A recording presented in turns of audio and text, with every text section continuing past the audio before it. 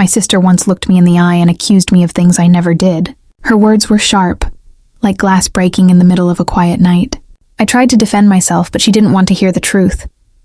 In her anger, she kicked me out of the house, shoving me into the cold world with nothing but a bag of clothes and a heart heavy with betrayal. Those first few nights were the hardest. I remember sitting in a small rented room, staring at the ceiling, wondering how family, the very people meant to protect you, could turn into strangers so quickly. But instead of letting bitterness consume me, I decided to fight. I worked extra shifts, saved every coin, and slowly built a life for myself. Every paycheck was not just money earned. It was proof that resilience can turn suffering into strength. Time, however, has a way of humbling people. The same sister who once stood tall with arrogance, believing her lies would keep her throne, found herself falling. Bad choices, broken relationships, and debts left her with nothing. The proud sister who once laughed at my struggle was now homeless, her eyes hollow with desperation. One evening, there was a knock on my door, and there she was, my sister. The same one who had thrown me out without mercy now stood before me, shivering, with tears streaking her face. Her voice was no longer laced with superiority. It cracked as she whispered, "Can I stay with you?" In that moment, I felt the weight of two paths pressing on me, revenge or grace. I thought of the nights I had cried because of her, the humiliation I had endured, the loneliness she had caused. But I also thought of the strength I had gained, the walls I had built, and the life I had carved out of the ashes she left me in. I didn't open the door right away. I realized something important. Forgiveness doesn't mean forgetting, and kindness doesn't mean becoming a doormat again. So I chose my dignity first. I told her I hoped she would find her own path, the same way I had. Because sometimes, the most powerful act of love is not giving people what they ask for, but what they need. A chance to grow, to struggle, and to rise. This story isn't about revenge. It's about strength. It's about learning that we are not defined by what others do to us, but by how we choose to rise after the fall. And if you're reading this, feeling betrayed or broken by someone you trusted, let my story remind you. Your greatest triumph may be born out of their greatest doubt. My sister once looked me in the eye and accused me of things I never did. Her words weren't just casual complaints. They carried the weight of judgment, rejection, and betrayal. It felt like she had been waiting for the perfect moment to push me out, and the false accusations gave her the excuse she needed. I tried to explain, to defend myself, but the more I spoke, the less she listened. Her face was hard, her tone sharp, and her decision final. With every word she threw at me, I felt the bond of sisterhood breaking apart, replaced by the cold sting of cruelty. The day she kicked me out, I still remember how the door slammed behind me, echoing like thunder in my chest. My heart was racing, my palms trembling as I stood outside with nothing but a small bag of clothes and the bitter taste of disbelief. The home where I once laughed, shared secrets, and celebrated milestones was no longer mine. My sister, who should have been my safe place, had turned me into an outsider with one cruel choice. That betrayal cut deeper than any stranger's insult ever could. It wasn't just the act of being thrown out. It was the reason. To be cast away over lies, over stories spun out of jealousy and anger, was a wound I carried in silence. I felt invisible, dismissed, and stripped of belonging.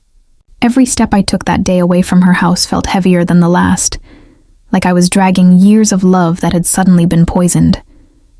And as the distance grew, so did the realization. I was no longer welcome in a place I once called home. Those first few nights after being thrown out felt endless. The silence of my small rented room was so loud it drowned out my thoughts. I lay on a thin mattress, staring at the ceiling, wondering how life could change so suddenly. Just days ago, I had a roof over my head, meals shared with family, and a sense of belonging. Now I was left with nothing but confusion and pain. But somewhere between the tears and sleepless nights, a fire began to burn. I told myself I would not let her cruelty define my future.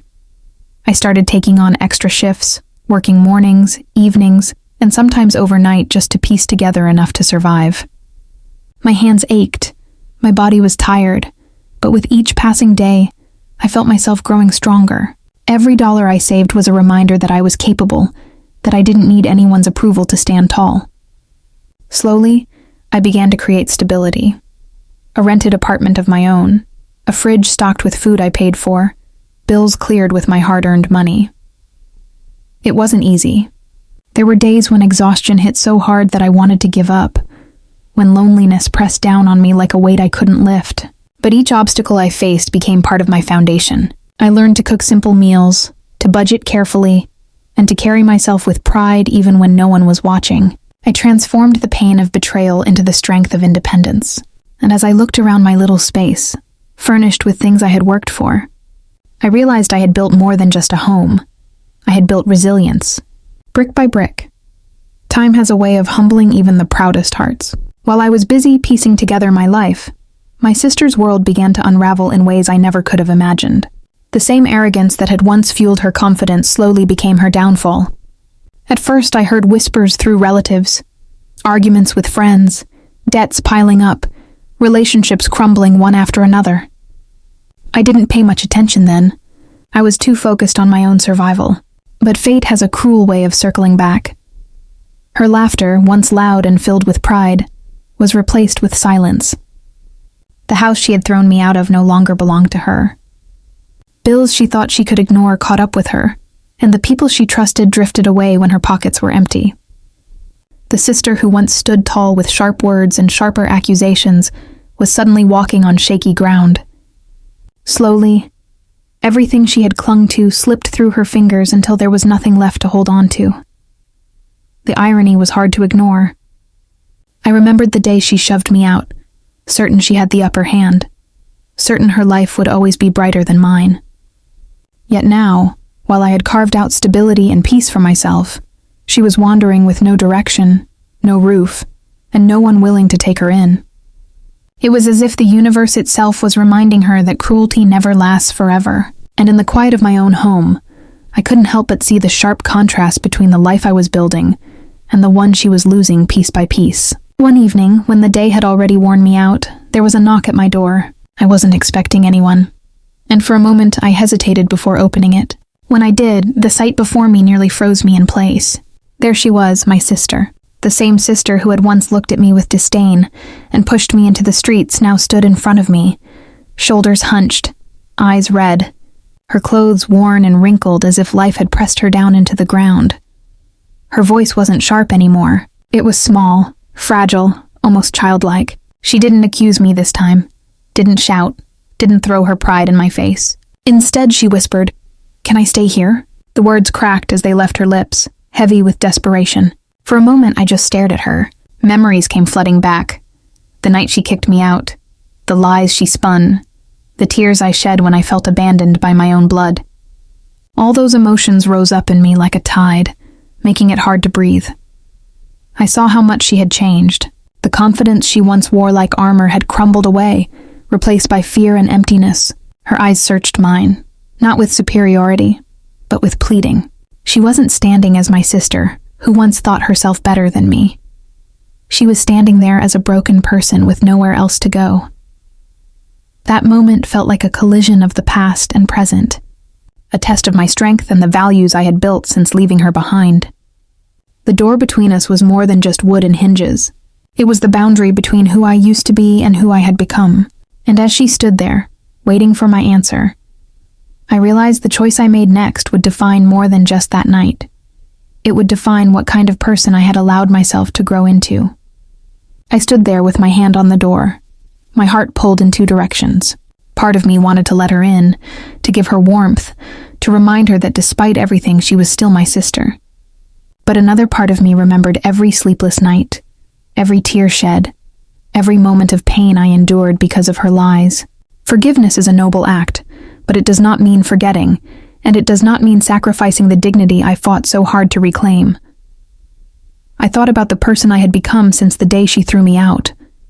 Stronger, wiser, capable of building a life with my own two hands. I realized that by surviving her betrayal, I had already won. Letting her walk back into my home as if nothing had happened would undo the lessons I had learned. It would tell her that actions carry no weight, that people can destroy others and still expect refuge when their world falls apart. And that was not the message I wanted to live by. So I looked her in the eye, steady and calm, and told her I hoped she would find her own way. the same way I had been forced to when she abandoned me. My voice didn't carry anger or bitterness, only resolve. It wasn't about revenge. It was about boundaries. It was about teaching her that the same struggle that broke me once had also rebuilt me into someone who would no longer be walked over.